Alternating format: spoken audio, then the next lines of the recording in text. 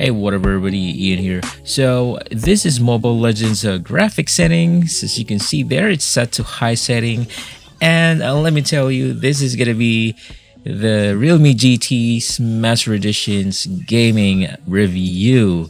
So yeah, and this is the first game that we're gonna be testing right now. And as you can see, it is running fairly smooth on high settings. Unfortunately, we don't have the ultra setting yet on our phone here.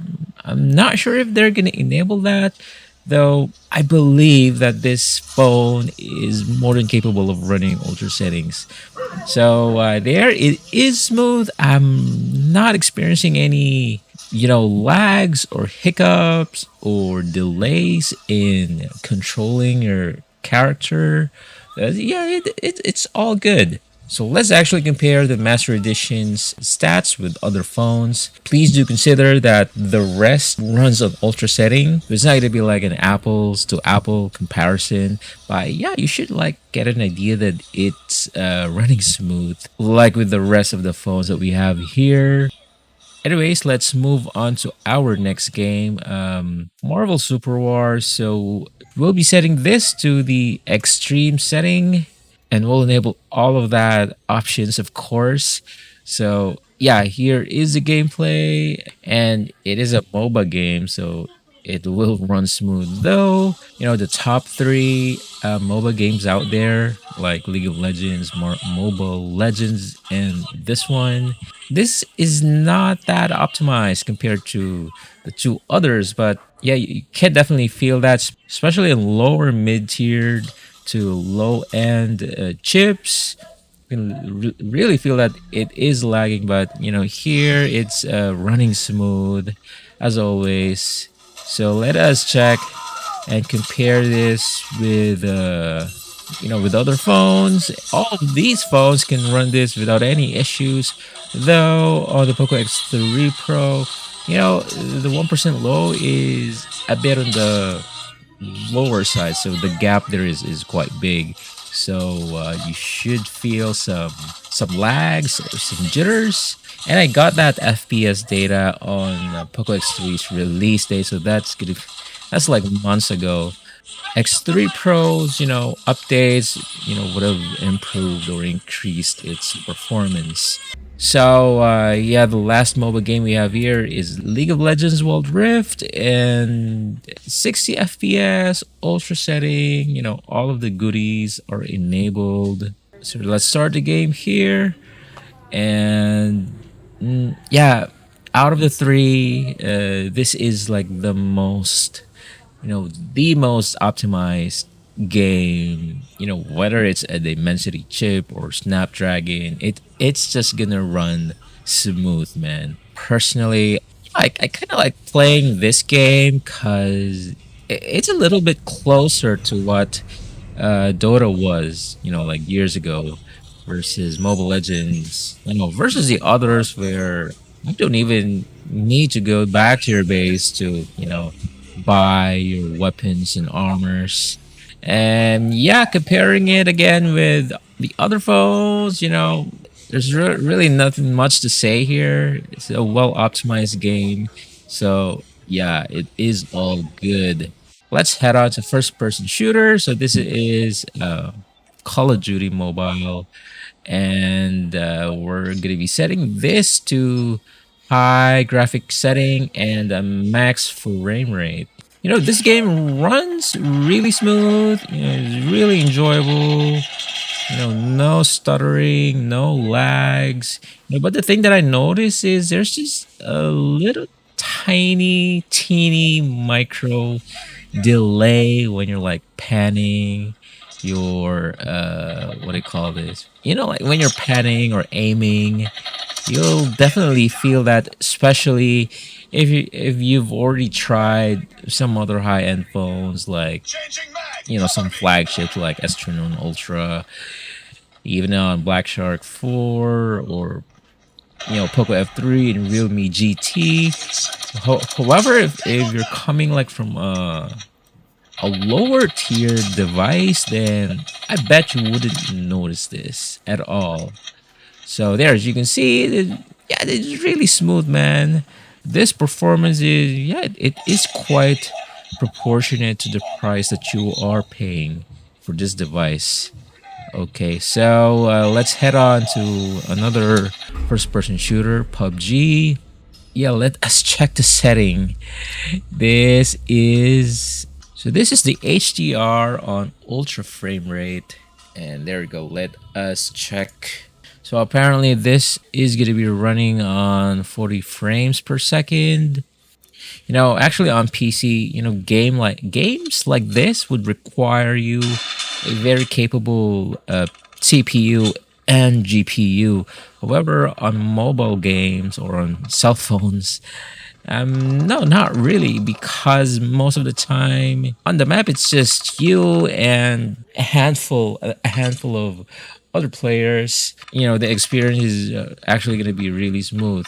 Now, this next setting is we set it to smooth graphic setting and then extreme frame rate, and this should give us, you know, 60 frames per second on the actual game, which we're gonna check right now. So as you can see here, yeah, it is indeed running 60 frames per second. Yeah, you can feel that is a little bit smoother compared to 40, but yeah, and even with the graphics, you know, lower down to smooth, or actually the lowest setting, yeah, you can barely tell the difference. Not like when you're playing it on PC, like the lowest setting is really way different versus like the highest setting. On mobile games, yeah, it's not much of a difference actually. So all right, this next game we have here is Asphalt 9, and on their graphic setting we set it to high. Anyways, this is the gameplay running at 30 fps. It is smooth, but you won't be getting that, you know, next gen console kind of feel. It is running 30 frames per second. You know, 60 fps is really, you can really feel that difference. What I'm saying is it is very playable, but do not expect it to be as smooth as, you know, let's say Mobile Legends, you know, any of your mobile games. So let us actually check on one more gameplay here with Asphalt 9. Really get this game. And it's sort of like an arcade type of, it's like a racing game in its own category, you know, with how you control your car. But yeah, anyways, that's how it goes with Asphalt 9. So here, this is, you know, Genshin Impact. Yeah, and this can be the only game that's gonna make your phone's SoC cry. So anyways, this is set to the highest setting at 60 fps still. And yeah, I've been playing this game for quite some time, and yeah, I can say that it is playable. You know, you will be greeted with really awesome effects and graphics. You know, details are really sharp. However, yeah, you'll even get some fog effect up there, but you know, it is not gonna be as smooth as, you know, other gaming focused mobile phones out there. But it is still very, very, very playable. And yeah, if you haven't experienced those high end phones, then you know, I bet you'll be having a lot of fun playing this game here. You know, I actually recorded this for like a few minutes, so yeah, I'll just leave you to that.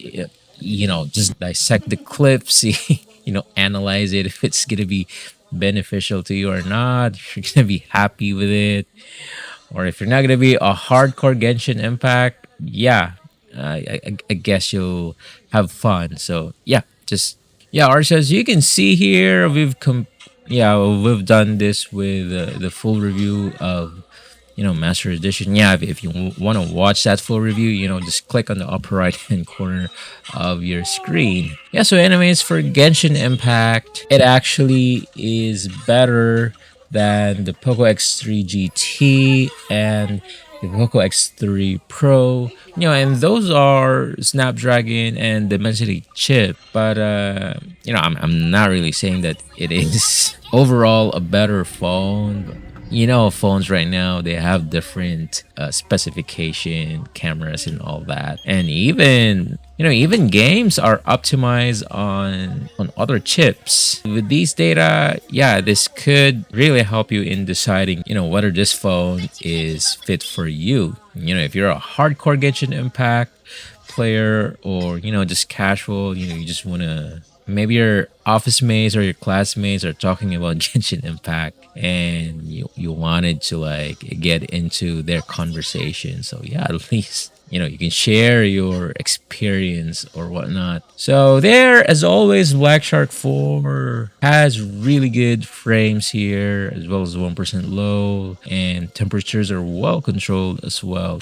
It's a thick ass phone with a very effective cooling system.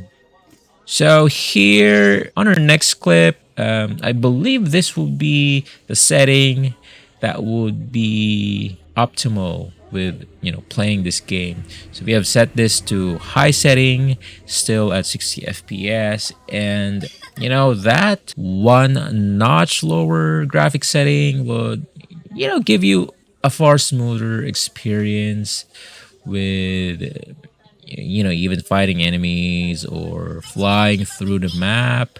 Yeah, it is quite of an improvement versus the highest setting. Yeah, so this is like what, 5 minutes of Genshin Impact gameplay. So yeah, again, analyze this clip, dissect it. I've also included the FPS meter on the upper right hand corner, on the silver circular thing. So yeah, use that as a gauge on how smooth the game is, because watching gameplay clips doesn't really give you the true story of phones for gaming performance. Yeah, as you can see here, I'm recording it using my camera, so it is not like a 1:1 sort of copy of what you're seeing. So there. All right, here is the game space graphic setting or performance setting. So the power saving mode, we're getting 46 frames per second with 1% low of 25. So that is actually the lowest graphic setting that you can select. Maybe choose it if you're saving on battery. And the second is the balance. So this is the default or the stock setting. So if you're not aware, game space, you can actually tweak how much power your chips would perform. So this is the balance. We're getting 48 frames per second average and 32 on the 1% low.